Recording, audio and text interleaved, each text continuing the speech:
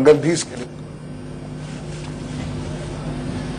Doctor Murli Manohar Joshi ji नहीं मंच पर विराजमान भारतीय जनता पार्टी के सभी वरिष्ठ नेतागण, भिन्न भिन्न राज्यों से आए हुए सभी आदरणीय मुख्यमंत्रीगण और विशाल संख्या में पधारे हुए प्यारे भाइयों और बहनों,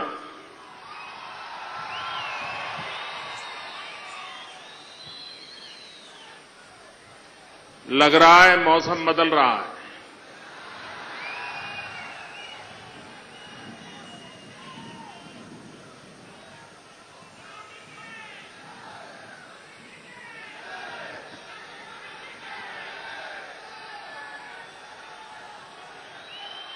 मैं कर्नाटक भारतीय जनता पार्टी का अभिनंदन करता हूं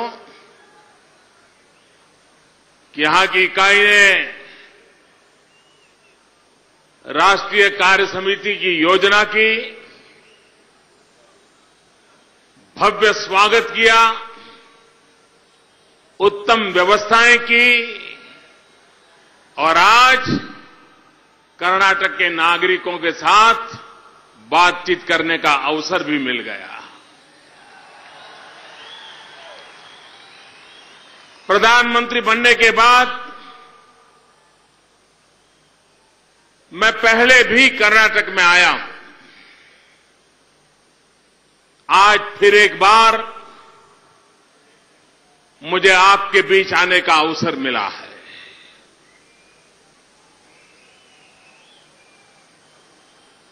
आप अनुभव करते होंगे कि गत कई वर्षों से एक निराशा का माहौल था, आशंकाओं का माहौल था। अखबार खोलो, टीवी चालू करो,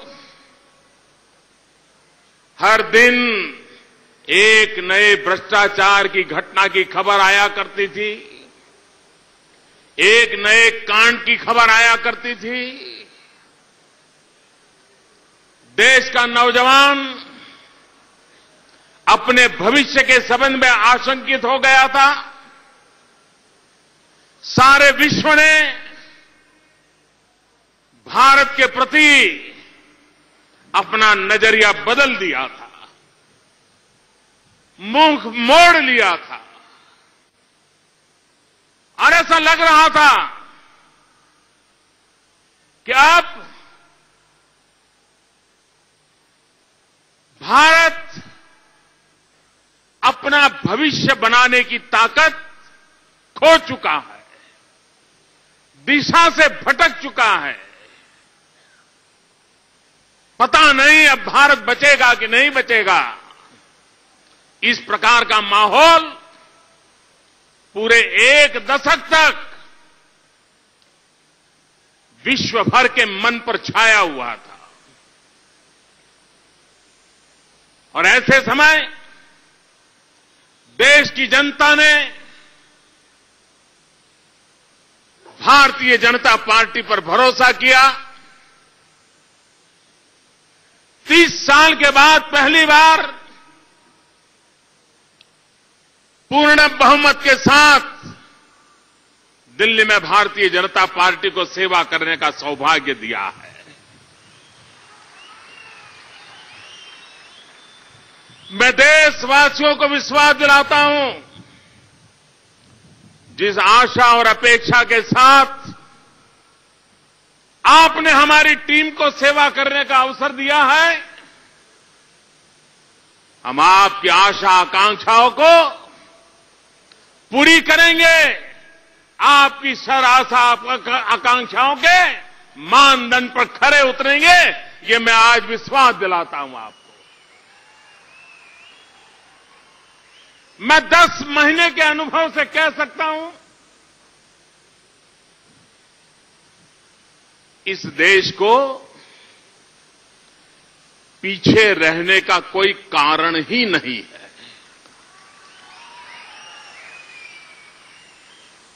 ऐसा कोई कारण नहीं है कि हम पिछड़ जाएं। ऐसा कोई कारण नहीं है कि हम विकास की गति में उल्टी गिनती की ओर चल पड़े। कोई कारण नहीं है। और 10 महीने में हमने अनुभव किया है। अगर देश के कोटि कोटि जनों के आशीर्वाद हो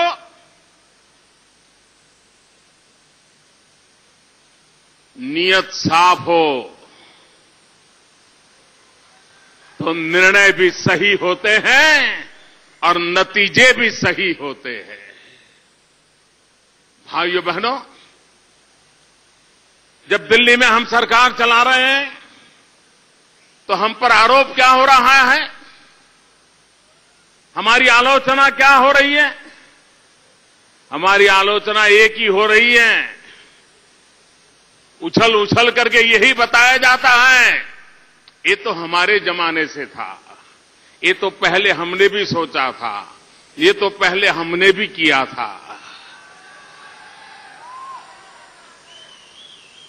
भाइयों बहनों, हो सकता है कुछ बातों में नीति समान दिखती हो, लेकिन कभी कभी नीति से ज्यादा ताकतवर नीयत होती है। और हमारी नीयत, आपकी नीतियां क्या रही क्या नहीं, लेकिन आपकी नीयत ठीक नहीं थी, हमारी नीयत ठीक है और उसके कारण हम विकास के दौर पे आगे निकले हैं। और इसलिए मैं कह रहा हूं, और इसलिए मेरे भाइयों बहनों मैं कहना चाहता हूं, आपको हैरानी होगी, मैं जब मेरे पास फाइलें आती हैं तो मैं देखता हूं 2007 में कोई प्रोजेक्ट का प्रपोजल हुआ है, 2014 तक लटकता पड़ा है। 2011 का प्रपोजल है, 2014 तक लटकता पड़ा है। मैं हैरान हूं, ये लोग करते क्या थे? भाइयों बहनों, ऐसे सैकड़ों प्रकल्प जो 2-2, 5-5, 7-7 साल से लटके पड़े थे, एक के बाद एक उसके फैसले कर लिए, निर्णय करने की हिम्मत जुटाई, गलत होगा तो उसको ठीक करने की दिशा दी, और ठीक था तो आगे बढ़ने की दिशा दी। और आज हिंदुस्तान हर दिशा में आगे बढ़ने के लिए तेज गति से चल पड़ा।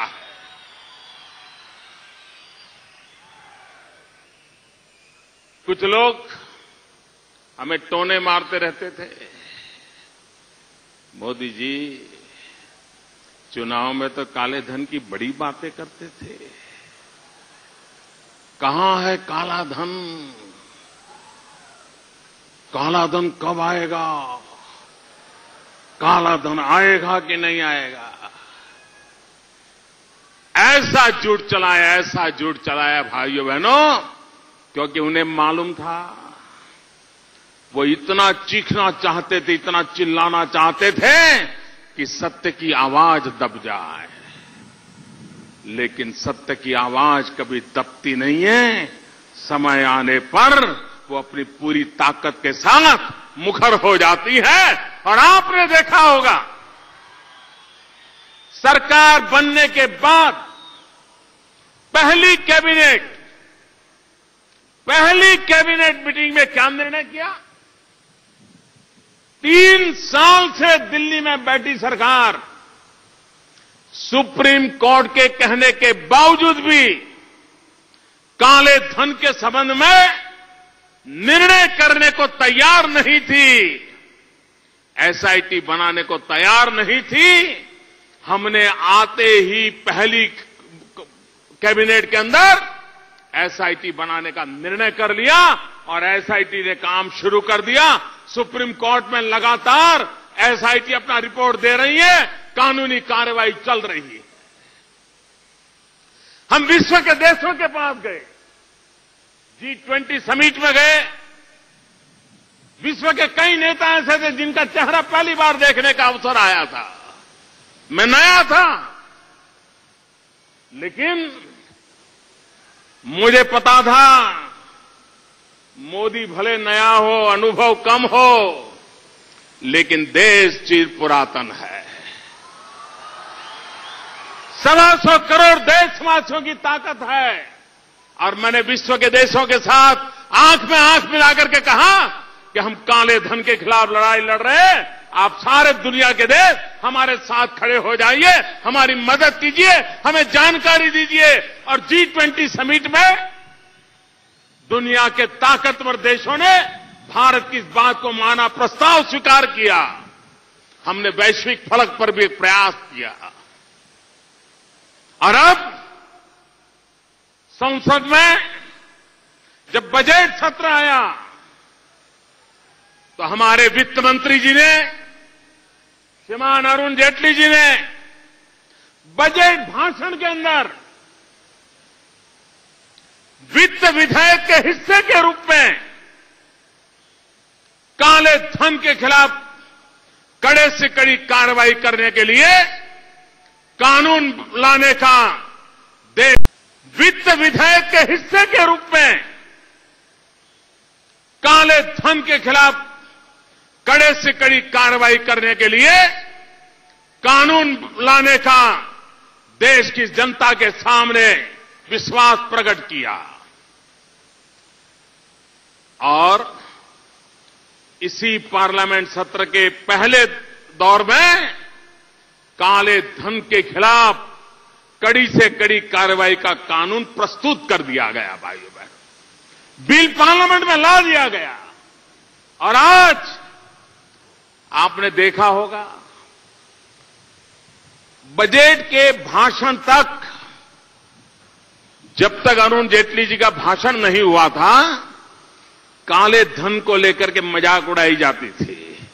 और जब बजट के भाषण में उस क्या क्या करने वाले उसका जरा खाका खींचा गया, और जब प्रत्यक्ष रूप में काले धन का कानून लाने के लिए संसद में बिल प्रस्तुत कर दिया गया, ये मजाक करने वालों के मुंह पे ताला लग गया। अब उनको पता चला कि अब क्या होने वाला है। भाइयों बहनों, मैं फिर एक बार देशवासियों को विश्वास दिलाता हूं, जो गया है वो लाना भी है, लेकिन अब नया ले जाने की कोई हिम्मत न करे, ये प्रबंध भी हमने करना है और उसको हमने किया है। देश का भ्रष्टाचार के खिलाफ आक्रोश है और मेरी देशवासियों ने मुझसे अपेक्षा की है कि मोदी जी कम से कम आप भ्रष्टाचार के खिलाफ लड़ाई लड़िए। और मैं देश को वादा करता हूं, जिस इरादे से आपने मुझे काम दिया है, आपका वो इरादा पूरा करके रहूंगा। आप देखिए, कोयला, जब पार्लियामेंट के चुनाव के वर्षों में हम कोयले की चर्चा करते थे, चुनाव सभाओं में बोलते थे, तो कई लोग हमारी मजाक उड़ाते थे। सरकार में उस समय जो लोग बैठे थे वो तो कहते थे ये बढ़ चढ़ करके आंकड़े दिए जाते हैं, सब झूठे हैं, फालतू है।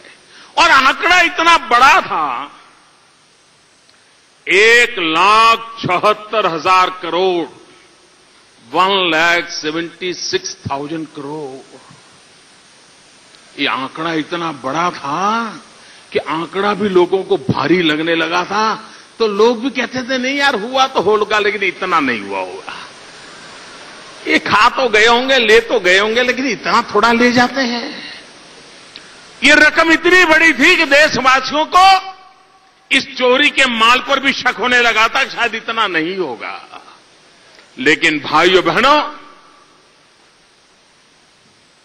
आपने जो सरकार बनाई, जिसने कोयले में हाथ डाला, पहले कोयले में हाथ डाला था तो तिजोरियां भरने लग गई थी लोगों की। हमने कोयले में हाथ डाला कोयले को हीरा बना करके देश के सामने समर्पित कर दिया है भाई। देशवासियों को हमने समर्पित कर दिया। सुप्रीम कोर्ट ने भ्रष्टाचार की शिकायत को रहते अनाप शनाप अपने यार दोस्तों को कोयले की खदानों का आवंटन करने के कारण 204 खदानों को सुप्रीम कोर्ट ने रद्द कर दिया। हमारी सरकार नहीं थी, सितंबर में अचानक एक निर्णय आया और हालत ऐसी थी कि 31 मार्च के पहले हम एक के बाद एक फैसले न करते तो देश के बिजली के कारखाने बंद हो जाते, देश अंधेरे में डूब जाता, 1 किलोग्राम कोयला मिलना मुश्किल हो जाता। ये परिस्थिति पैदा हो गई, उनके पाप के कारण पैदा हुई, लेकिन हम हिम्मत नहीं हारे। कठिनाई थी, कोयले में हाथ लगाना मतलब बेआबरू होना निश्चित था, लेकिन नीयत साफ थी मेरे भाइयों बहनों, नीयत साफ थी। हमने हिम्मत की, कोयले में हाथ लगाया और इस संकल्प के हाथ लगाया अब कोयले को हीरा बना करके छोड़ेंगे। और आज भाइयों बहनों हमने करके दिखाया।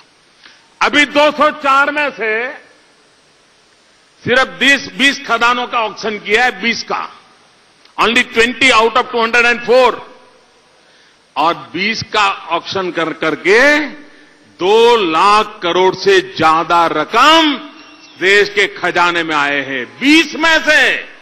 अब बताइए 204 में 1,74,000 करोड़ की शिकायत थी, सिर्फ 20 में 2 लाख करोड़ आ गए, तो 180 का जब होगा तब कितनी बड़ी रकम देश की तिजोरी में जमा होगी, 125 करोड़ देशवासियों के पास पहुंचेगी। आप कल्पना कर सकते हो भाइयों। मुद्दा नियत का है और हमारी नियत साफ है, और उस साफ नियत का कारण है कि हम देश को आगे बढ़ा रहे हैं। हमारे देश में व्हाट्सएप पर देख लीजिए, पिछले 1 साल पर व्हाट्सएप पर, ट्विटर पर 2G 3G न जाने कितने जी की मजाक चलती थी, ये जी वो जी, ये जी वो जी, पता नहीं क्या क्या चलता था। चारों तरफ स्पेक्ट्रम पर भ्रष्टाचार के आरोप लगे थे। हमने स्पेक्ट्रम ऑक्शन कर दिया, स्क्रीन पर मीडिया के लोग बैठ करके देखते थे कि ऑक्शन कैसे हो रहा है, और सप्ताह भर चलता रहा ऑक्शन। और भाइयों बहनों, हिंदुस्तान ने कभी कमाया नहीं था उससे ज्यादा, 1 लाख करोड़ से भी ज्यादा ऑक्शन के अंदर आज हिंदुस्तान की तिजोरी में पैसा आ गया। भाइयों बहनों, अगर नीयत साफ हो, ईमानदारी के साथ देश के सामान्य मानवी की आशा आकांक्षाओं को पूर्ण करने के लिए अगर हिम्मत के साथ कदम उठाए जाए तो देश को प्रगति से कोई रोक नहीं सकता है। ये हमने अनुभव किया है भाइयों बहनों, और हम करते चले जा रहे हैं। छोटी चीज से लेकर के बड़ी चीज तक हमें देशवासियों पर भरोसा है। हम देशवासियों पर भरोसा कर करके आगे बढ़ रहे हैं। देश ने पहली बार एक नए प्रकार का रेल बजट देखा है। कल्पना ही नहीं थी देश को कि ऐसा भी कोई रेलवे बजट हो सकता है क्या। नहीं तो पहले रेलवे बजट क्या हुआ करता था, एमपी अपने अपने इलाके में रेलवे की सुविधा को लेकर के चिट्ठियां लिखते थे कि ये ट्रेन बढ़ा दो, इधर डिब्बा बढ़ा दो, इधर सीटें बढ़ा दो, यहां स्टॉपेज बढ़ा दो, यहां प्लेटफॉर्म पर ये व्यवस्था कर दो। ये जो एमपी चिट्ठियां लिखते थे, रेलवे मिनिस्ट्री उसका कंपाइलेशन करती थी, और ये एमपी की चिट्ठियों के कंपाइलेशन में से 10-15%, 20%, 25%, 30% जो हो सकता था उसको लिख करके देते थे। उसको रेलवे का बजट माना जाता था। रेलवे बजट यानी इतनी ट्रेन आएगी, इतने डिब्बे आएंगे, इतने स्टॉपेज आएंगे। पहली बार देश के सामने आने वाले 10 साल में रेलवे कहां होगी, देश के सामान्य मानवी को रेलवे के माध्यम से क्या लाभ होगा, रेलवे में काम करने वाले कर्मचारियों की रक्षा कैसे होगी, सामान्य नागरिक को सुविधा कैसे उपलब्ध होगी, बारीकी से विचार करके देश के सामने पहली बार एक विजन के साथ रेलवे बजट प्रस्तुत किया। और उसका कारण यह हुआ है, आज दुनिया के समृद्ध से समृद्ध देश भारत की रेलवे में पूंजी निवेश करने के लिए आगे आ रहे हैं। पहली बार हिंदुस्तान के राज्य रेलवे के साथ पार्टनरशिप करके अपने अपने राज्य में रेल बिछाने के लिए पूरी ताकत के साथ हिस्सेदार बनने के लिए आगे आ रहे हैं। उनमें एक विश्वास पैदा हुआ है कि जो रेल कभी मरी पड़ी थी, जिसका सिग्नल पड़ा ही रहता था, वो रेल अब तेज गति से दौड़ने वाली है, लोग उसमें जुड़ने के लिए तैयार हुए। आर्थिक विकास में जब रेलवे की सुविधा बढ़ती है तो गरीब की सुविधा बढ़ती है, सामान्य नागरिक की आशा आकांक्षाओं की पूर्ति करने का प्रयास होता है और हमारी प्रायोरिटी वो है। हमने उस प्रायोरिटी को बल दिया है। हमने सपना देखा है डिजिटल इंडिया का, और मैं इस शहर में हूं जिस शहर में आईटी प्रोफेशंस पूरे विश्व में भारत का नाम रोशन करते हैं। तो बेंगलुरु में बीजेपी